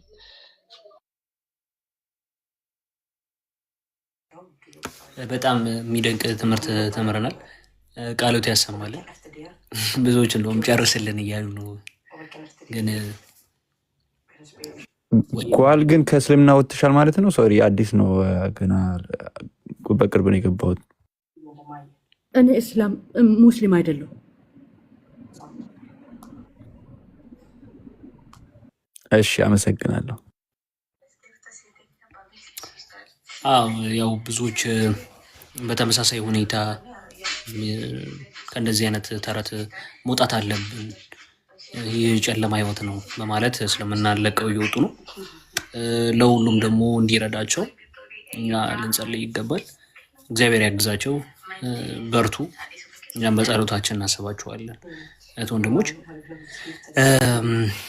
ማማ ቦምቤ እንኳን ሰላም መጣሽ እህታችን። ሌላ ኢምፖርታንት ጥያቄ አለኝ የሚል ካለ አንድ ቁጥር ይጻፍና አስገባለሁ። የፈጠነ አንድ ቁጥር እየጻፋችሁ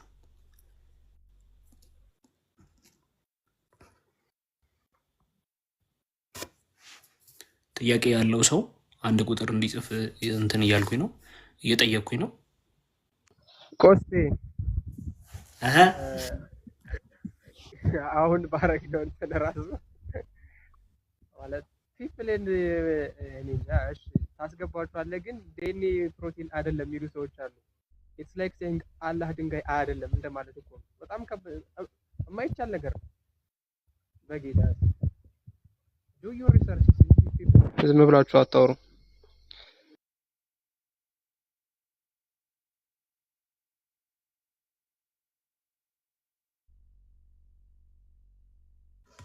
መልካም እሺ፣ በጣም ጥሩ። ምንድን ነው ማን ነው ቶሎጂ ማን ነው? ካፕሪኮርን ሚውት አድርገን። ኦኬ እሺ፣ ወንድማችን ካፕሪኮርን እንኳን ሰላም መጣ። ድምጽ ከሌለ እንኳን በሰላም ቆያችሁ። ኤርፎን አድርጋል። ኤርፎን ካረክ የሚረብሽ ድምፅ አለ ወይም አጠገብህ የሆነ ነገር ካለ ክሊር አድርግና ድምፅን። ጥያቄ ካለ ወደ ጥያቄ ይቀጥል።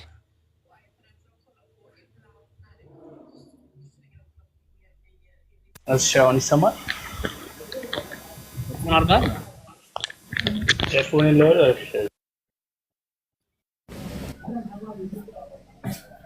ይሰማል? ይሰማል። እሺ መቀጠል ትችላለህ። እንዴት ናችሁ? ሰላም ናችሁ? እግዚአብሔር ይመስገን።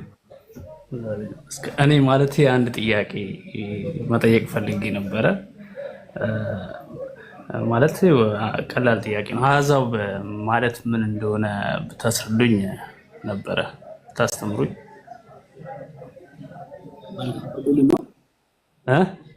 ትርጉሙን ነው? አዎ አሕዛብ ማለት ምን እንደሆነ ለማን እድል ልስጥ? መዝሙር ያሬድ ቢመልስልኝ ደስ ይለኛል። መዝሙር ያሬድ ይቀጥሉ። እንዴ እኔ ለምን እኔ ተማሪ ነኝ። ታላቁ የሚባል አስተማሪ ያሉ ዲያቆን እና እሳቸው ቀላል ነው። ታላቁ ሊቭ ማያው አሕዛብ የሚለው ይተርጉሙ። አሁን ያሬድ እያሳየህ ነው። ሊቭ ማያው ምንድን እሺ በመጽሐፍ ቅዱስ አሕዛብ በቃ ሁለት ትርጉም አለው። የመጀመሪያው ኔሽን ነው። በቃ ህዝብ ያ ህዝብ ያ ብዙሃን የሆነ ህዝብ ወይ ደግሞ ግዕዝ ነው ብዙሃንም ቢሆንም ኦኬ። ግን በአጠቃላይ ህዝብ ኔሽን ምን ይባላል? አሕዛብ ይባላል። ለምሳሌ ማቴዎስ ወንጌል ምዕራፍ 24 ስታጠና አሕዛብ ሁሉ በፊቱ ይሰበሰባሉ ይላል። ስለዚህ ኔሽን ማለት ነው። አንደኛው ትርጉም ይሄ ነው። ሁለተኛው ግን አሕዛብ ግን በእግዚአብሔር ያላመኑ ማለት ነው። ባጭሩ እግዚአብሔር አምላካቸው አልሆነ እግዚአብሔር ፈጣሪያችን ነው፣ እግዚአብሔር አምላካችን ነው ብለው የማያምኑ እነዚህ አሕዛብ ይባላሉ። ሰው በመጽሐፍ ቅዱሱ ኢንተርቼንጅብሊ ሁለቱንም ይጠቀመዋል። ሰው ጣዖት አምላኪያንንም አሕዛብ ብሎ የሚያስቀምጥበት አንቀጽም አለ።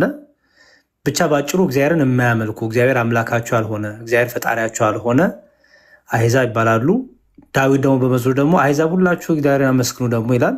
የእግዚአብሔር ሕዝብ ደግሞ እንደዚሁ እግዚአብሔር ብዙ ሕዝብ አለው ለማለት ደግሞ አሕዛብ በሚለው ይቀመጣል ማለት ነው። እና ኔሽን የሚልና የማያምኑ በሚለው በሁለቱ ያዘው።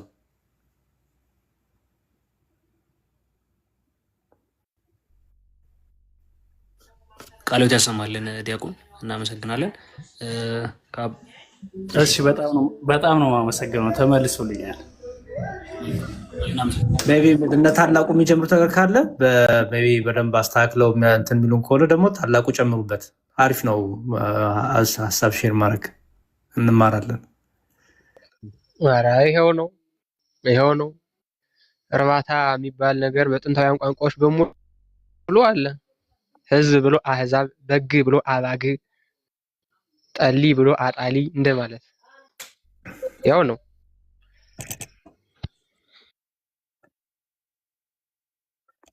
ህዝብ ብሎ አሕዛብ የለም ይሉናል ወንድሞቻችን ወገኖቻችን። አረ ህዝብና አሕዛብ ይለያየልናል ወገናችን። እና ተመስገን። እስቲ ግባና ልዩነቱን አሳየን። እኛ በእርባታውን ያስቀመጥ ነው እና ኤኒዌይስ እሺ ቀጥሉ። እሺ ቃልዎት ያሰማል ዲያቆን እንዲሁም ታላቁ ጀብሬል።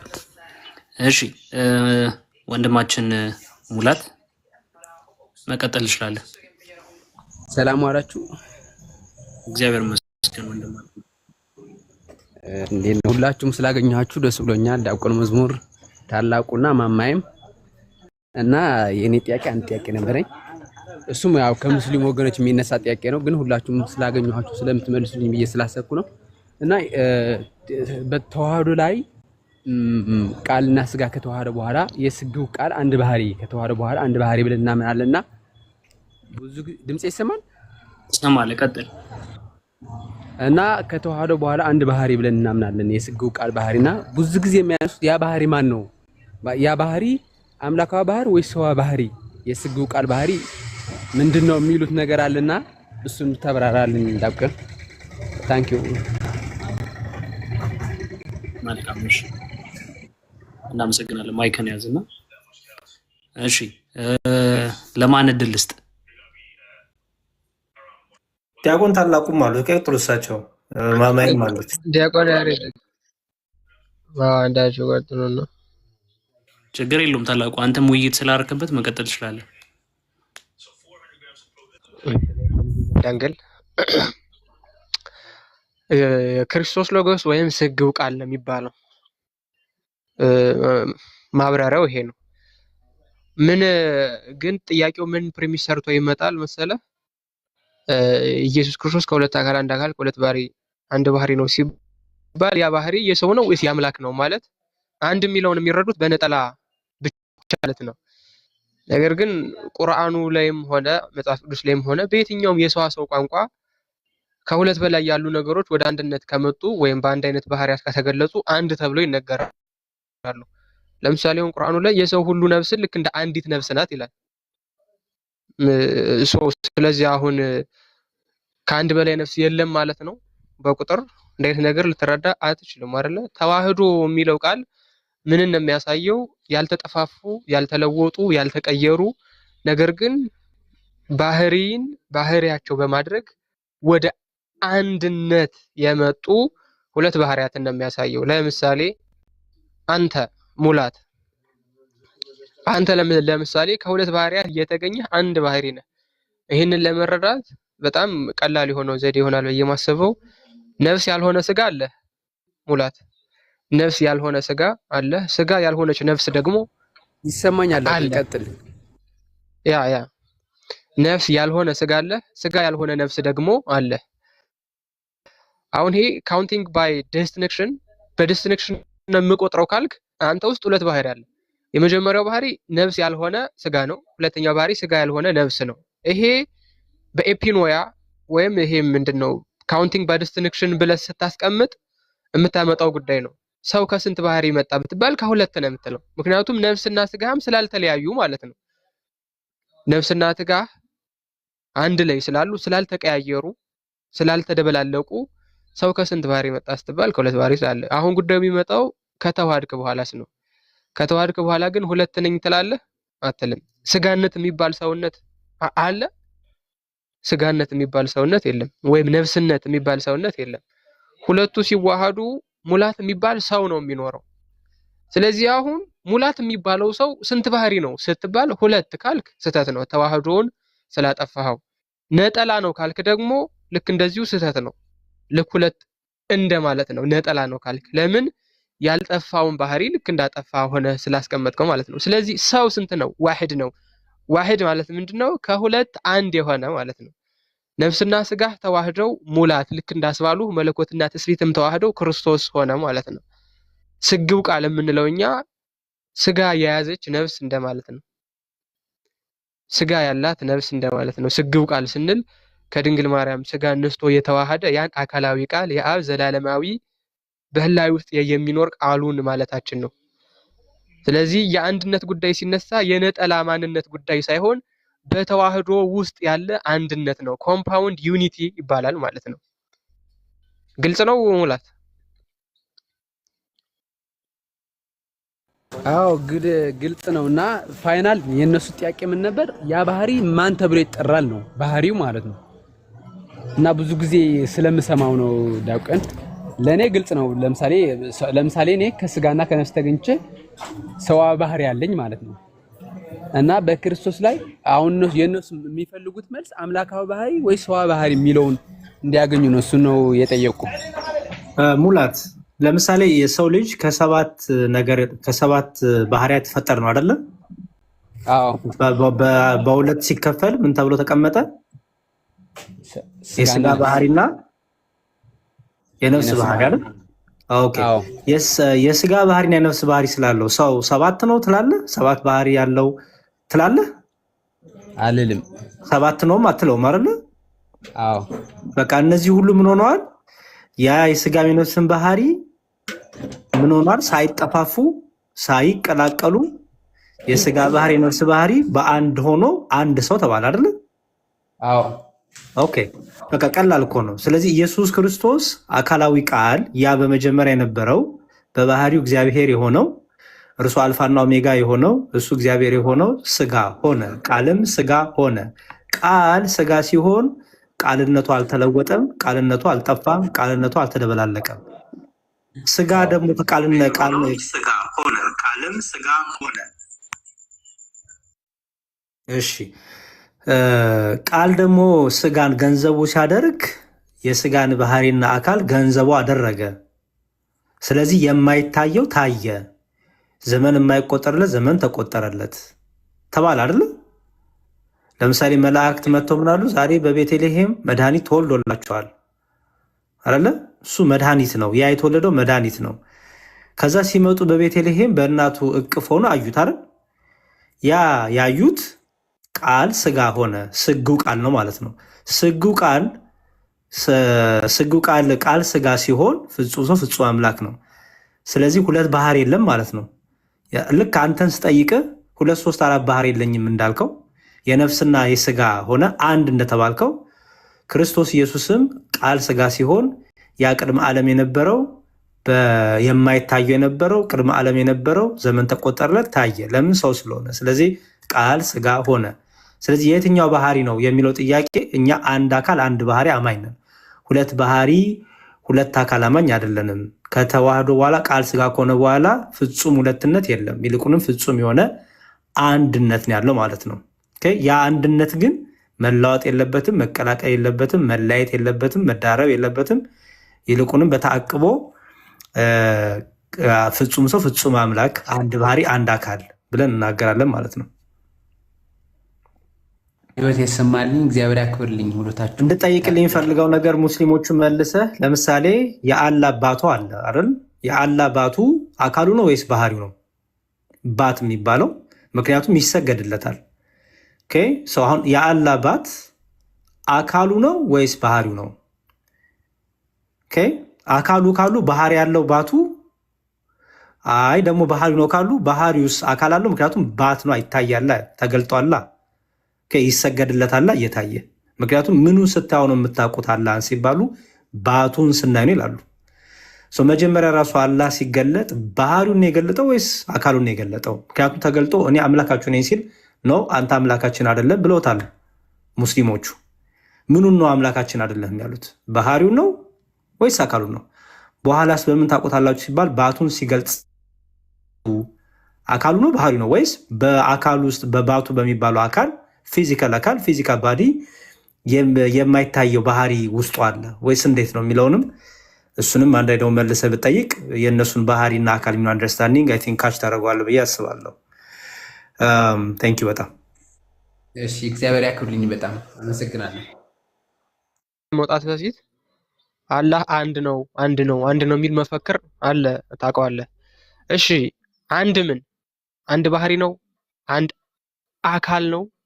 ባህሪ ካሉ አንድ ባህሪ የሚል ማስረጃ፣ አካል ነው ካሉ አንድ አካል የሚል ማስረጃ ይመጣል ማለት ነው። ዝም ብሎ አንድ ነው ብሎ ዝም ብለህ እንደ ሰላማዊ ሰልፍ ከመደጋገም ውጪ አንድ ነው ወይም ነጠላ ማንነት ነው የሚል እንኳን ማስረጃ አይደለም ቁርአን ላይ ሐዲስ ላይም የለም።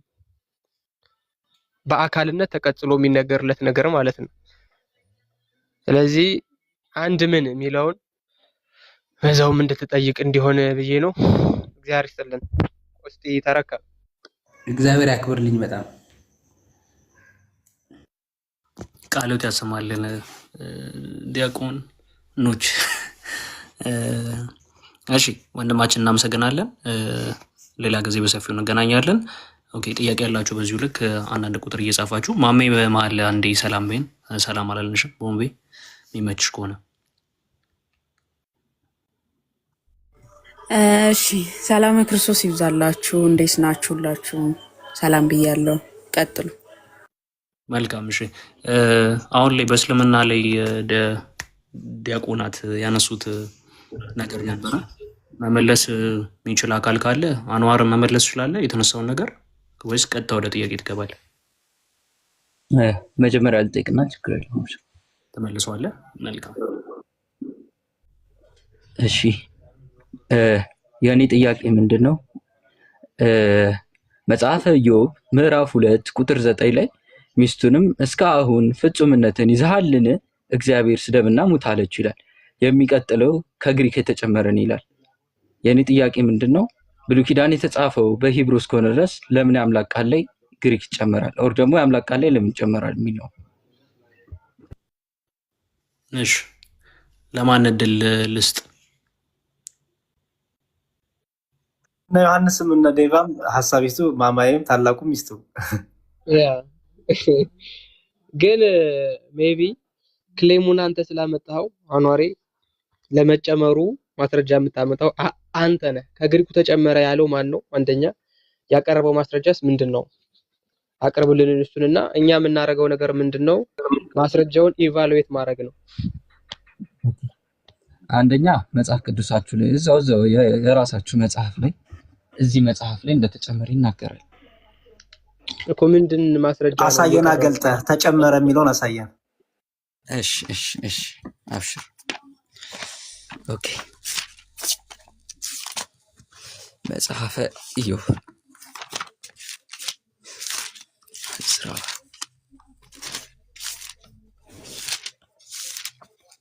አንዴ ልከፍተው ነው።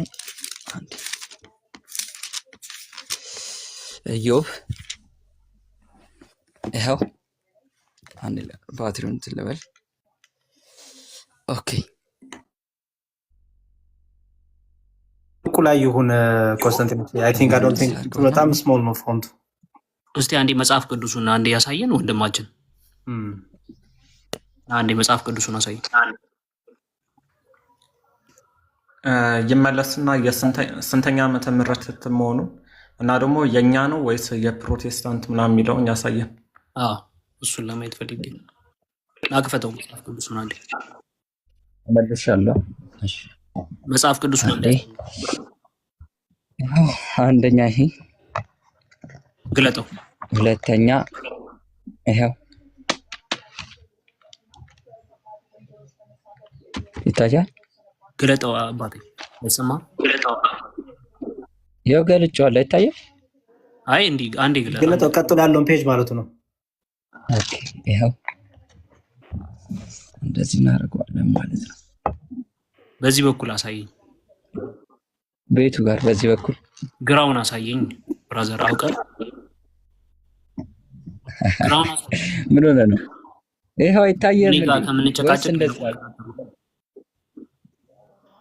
ይታያል።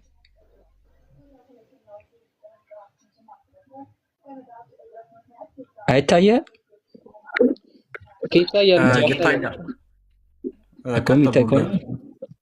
እስቲ የመቼ ነው ታተመ የሚለው አንድ ያሳየን ፕሊዝ። እሺ 1962 አሳየን። አንዴ እሺ አንዴ እንደዚህ ላድርገውና ላይቲ ኦኬ። እዚህ ጋር ይታያል አረንጓዴ። እዚህ ጋር ቆይ አንዴ እንደዚህ ላድርገውና አንዴ እንደዚህ ጥፍ ላድርገው። ኧረ ቆይ እዚህ ጋር ነው ያለው። መብራት የለህም እንደ ቤት ይታያል። 1962 በርሚንግሃም ሃሪክ ዩናይትድ ባይብል ሶሳይቲስ ስንት ይላል? ዩናይትድ ባይብል ሶሳይቲስ 1960 እስቲ ወደ መጀመሪያው ፔጅ ተመለስልኝ አንዴ ይቅርታና እዚህ ጋር ኖ እሱማ ባዶ ነው። እስቲ እሱን አንድ ያሳይ። እስቲ ይሄው እሺ የልግዳ መጽሐፍት የኢትዮጵያ መጽሐፍ ቅዱስ ማህበር ባይብል ሶሳይቲ ኦኬ። እሺ ቀጥል። እኔ እስቲ መጽሐፍ ቅዱሱ ስላለኝ አይገስ ማየት እችላለሁ መሰለኝ ካለኝ። እሺ ቀጥል አንተ። ክፍሉን ክፈተው። ራሱን መጽሐፍ እያሳየን ክፈተዋ። ይሄው ራሱን ይሄው እንደዚህ አድርገውና ይሄው አንድ ልክፈተው። እሺ መጽሐፈ ነገሥት አይደለም እየገለጥኩት ነው እንደ እየገለጥ የፈለግ ነው። እሺ ያው መጽሐፈ ኢዮብ ይሄው እንደዚህ እናቁመውና አይትና ያው መጽሐፈ ኢዮብ ይታያል።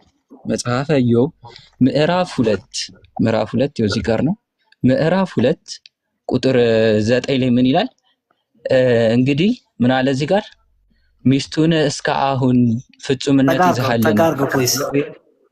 እሺ ይሄው እንደዚህ አደርገዋለሁ። ከፈለክ ይሄው እንደዚህ አደርገዋለሁ። ይታያል ብዬ አስባለሁ። ይሄው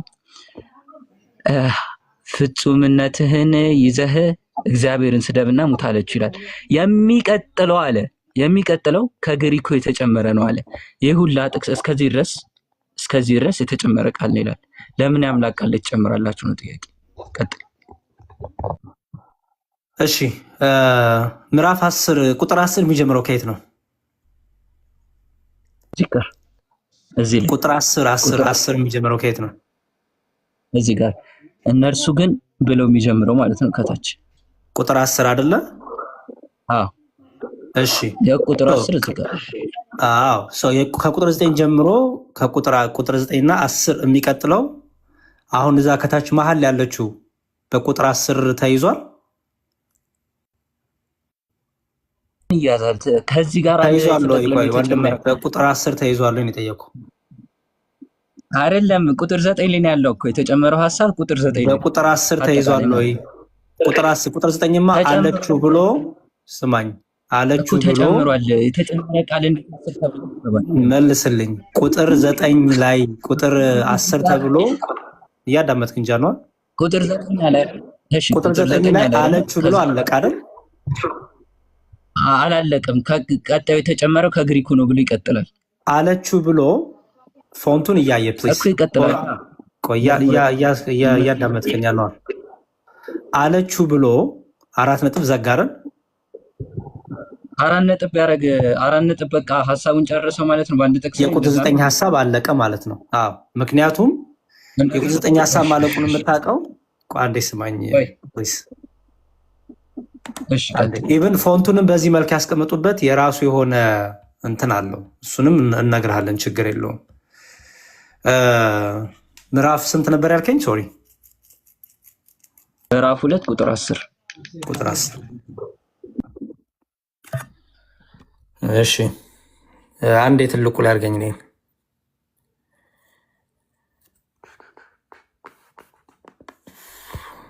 እሺ ቆይ የሰማየ እንትኑን ማመጣለሁ።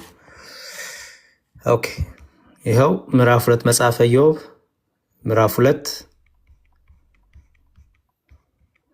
ቁጥር 10 9 ላይ አሁን ግን እግዚአብሔርን የማይገባ ቃል ተናግረው ሙት አለችው ብሎ አለቀ አይደል?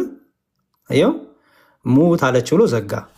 ከዛ ቁጥር 10 እርሱ ግን አንቺ ከሰነፎች ሴት እንደ አንዲቱ ተናገርሽ ብሎ ቁጥር 10 ላይ ቀጠለ አይደል? አኗር ያንተ ላይ እንደዛ ነው የሚለው፣ ግን ይሄ ከግሪክ የተጨመረው የሚለውን ነገር አንተ ጋር አውጥተውባል። አሁን ቁጥር የመጀመሪያ ማወቅ ያለብን ነገር ቁጥር አልተሰጠውም አይደለ? ቁጥር የለውም። እኔ ጋር ግን አልተሰጠውም። አይ ቁጥር የለውም አልተሰጠውም። ቁጥር ቢኖረው ኖሮ ፎንቱን ራሱ ሃርድ ኮፒውን ክፈት ወይ ደግሞ ትልቁ ላርገኝና በስልክ ከሆነ በስልክ ላሳይ ይችላል። ቴል ሚ ፎንቱ ለምንድን ነው ያነሰው? እሺ በስልክ ላሳይ። ነው ስልክን አትሳይ። መጽሐፍ ቅዱስ ላይ በስልክ ተመለስ። ላሳየህ። መጽሐፍ ቅዱስ ላይ ተመለስ። መጽሐፍ ቅዱስን ተመልሰው። አንተም እኮ እንደዚህ ነው የምከፍተው። መጽሐፍ ቅዱስን መልሰው። መጽሐፍ ቅዱስን መልሰውና በስልክ ከፈትኩ። ትልቁ ላርጉኝ አስፉኝ አንዴ። መጽሐፍ ቅዱስን ቅድም የከፈትከውን ክፈተው አንዴ። እሺ አንዴ ትልቁ ላርገኝና ይላሳይ። ከዛ በኋላ መጽሐፍ ቅዱስን ክፈተው ቅድም የከፈትከውን አንዴ ከፍተዋለሁ። አንዴ እንጨርሳ። አንዴ እንጨርስና ከዛ በኋላ እንከፍተዋለሁ። አንተ የቅዱም መጽሐፍ ቅዱስ ክፈተው አኗር ከስልክ እሺ ከፍተዋለሁ። አንዴ አንተ መጀመሪያ ሃርድ ኮፒ ክፈትልኝ። የቅዱም መጽሐፍ ቅዱስ ክፈተው ፕሊዝ። ይዘህ የመጣኸውን ይሰማል ድምጼ? በደምብ ሰምተኸኛል? ሰምቻለሁ። የቅዱም መጽሐፍ ቅዱስ ክፈተው። ክፈተው ሃርድ ኮፒውን እና ከፍተዋለሁ። ኧረ እባክህ ክፈት። ቅድም እኮ ከፍተው ነበር። ቱርክ ነው መሰለኝ አኗር እኮ ከፍተዋለሁ። ክፈተው አንተ መጀመሪያ ኦልሬዲ ቅድም ከፍተው ነበር። ስለዚህ አሁን ደግመህ ክፈተውና አነጻጽር እኮ አስፋኝ። እሺ ትልቁ ላድርገኝ። ለምንድን ነው ለሚይዝ ኖ ዲያቆን እየጠየቀህ ያለውን ነገር ስማው። መጀመሪያ ምን እያለህ ነው? ሃርድ ኮፒውን ክፈተውና እናነጻጽረው። ትልቁ ላድርገኝ።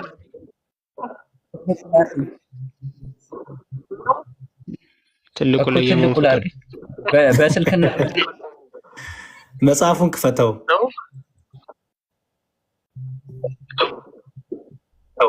እኮ ከፍተዋል። አስፋኝ። ትልቁ ላድርገኝ።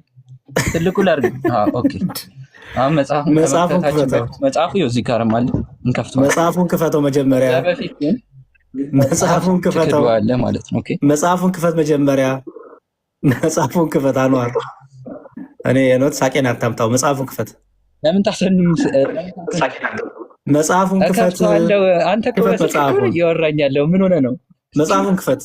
ቅድም መጽሐፉን ስታሳይ ክፈት። መጽሐፉን ክፈት። መጽሐፉን መነጽር ላምጣ ካለ ይኸው ተከፍቷል። ምን ሆነ? በቃ እሱ ጋር አሁንና እጠይቅሃለሁ። መጽሐፉን ብቻ ያዝልኝ። እሺ መጽሐፉን ጠጋ አድርገው። በቃ እንደዚህ ከፍተዋለሁ። በቃ ከዛ ሐሳብን ግለጽና ከዛ እኔም ሐሳቤን እገልጻለሁ። ጠጋ አድርገው መጽሐፉን። ሐሳቤን እገልጻለሁ። መጀመሪያ አንተ ሐሳብን ግለጽ። ለምን ጠጋ አድርገው መጽሐፉን። ኧረ በእናትህ ሐሳብን ግለጽ። ታይም ባል ነገር አለ። መጽሐፉን ጠጋ አድርገው አንዋር ወንድሜ። ኧረ ወገኔ፣ ወይንም ቆይ እንደዚህ እናስቀምጠውና ይህ መጽሐፍ ለምን እንደዚህ አናረገው? እንደዚህ ክሌም እናደርገው። መጽሐፉን ክፈተው። አንድ ክፈት መጽሐፉን። መጽሐፉን ክፈት። አሳነሱኝ። ቆይ እኔ ነኝ ሚውት ማድረግ። አንዋር የገባው ጥያቄ ልጠይቅ ነው እንጂ ሚውት እኔ ነኝ ማድረግ። አንዴ አትክፈት። የገባው ሀሳብን ልትናገር ሳይሆን ጥያቄ ልጠይቅ ነው። ስለሆነ ጥያቄን ስታቀርብ መጽሐፉን ከፍተህ ይኸው እልቃለሁ። ሚውት አድርግልኝ እስኪ።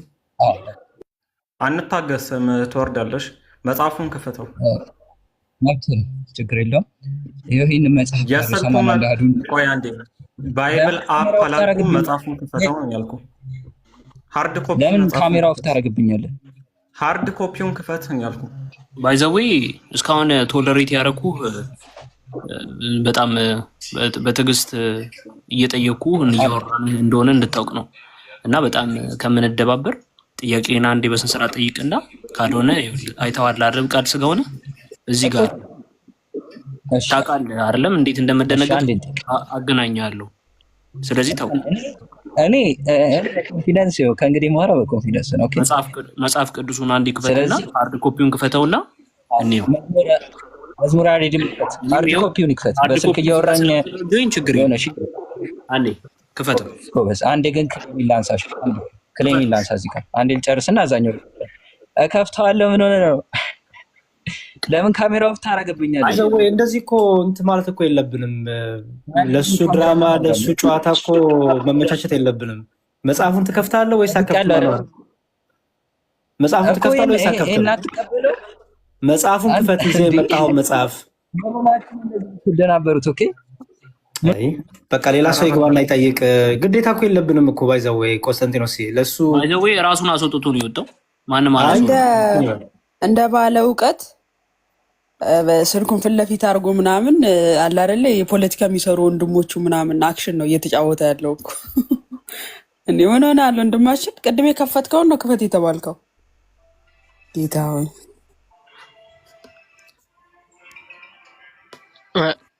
ምናልባት ግን ውይይት ከሆነ አንድ ሰው መደማመጥ ቢችል ጥሩ ነበረ። ኦልሬዲ ከፍቶት ነበር አይደለ? መጽሐፉን ከተከፈተ መጽሐፉ ደግመ ክፈት ሲባል የአይሻን ቀሚስ የሚከፍተው የሚያስመስለው ለምንድን ነው? መሐመድ ራሱ የክድጃን ቀሚስ ሲከፍት እንዲህ አልተጨነቀም። ከገለጠ መግለጥ ነው። ኦልሬዲ እየተገለጠ መጽሐፍ ነው። አንዴ ሲቀጥል ብዙ ጊዜ በመጽሐፍ ቅዱስ ማህበር የሚታተሙ መጽሐፍት የህዳግ ማስታወሻ ይደረግባቸዋል። አዲሱ መደበኛ ትርጉም ብትመለከቱ ለምሳሌ አብ የበላይ አስተዳዳሪ ነው የሚል የህዳግ ማስታወሻ አለው። ስለዚህ ይሄንን ይዘህ መጠህ ክርስትና ላይ ልትወያይ አትችልም። ክርስትና አብ የበላይ አስተዳዳሪ ነው ብሎ ያምናል ልትል አትችልም። ያ ክፍል የመጽሐፍ ቅዱሱ ክፍል ሳይሆን የጸሐፊዎቹ ማብራሪያ ስለሆነ ማለት ነው። ሶ ይሄም ቢሆን ማብራሪያ ነው። ፎንት ሳይዙ ተለይቶ ተቀምጧል። በቁጥር 10ም በቁጥር 9ም አልታቀፈም። ሶ መሀል ላይ ያለ ማብራሪያ ነው። ያንን ደግሞ ግልጽ ነው። ቅድም ከፍቶት የያሬዶ ጥፋት ምንድነው? በአንዴ አርጊውመንቱ መታበት። ደግመ ክፈተው ምናምን አልከው እና በአንዴ ዜሮ ሲገባበት ወደ እንትን ሄደ ማለት ነው። ፎንት ወደማይለየው ወደ አፕሊኬሽን ምናምን። ስለዚህ አሁንም ደግመ የምትወያይ ከሆነ ወንድማችን አንዋር አፖሎጀቲክስ ይሄ እንትኑን ተወውና የህፃን ጸባዩን ተወውና መጽሐፉን ከፍተኸው ያ ክፍል በቁጥር 9 ወይስ በቁጥር 10 ተያዘ የሚለውን ታየዋለህ ማለት ነው። የዛኔ መልሱ ይመለስልሃል። ሳትሰት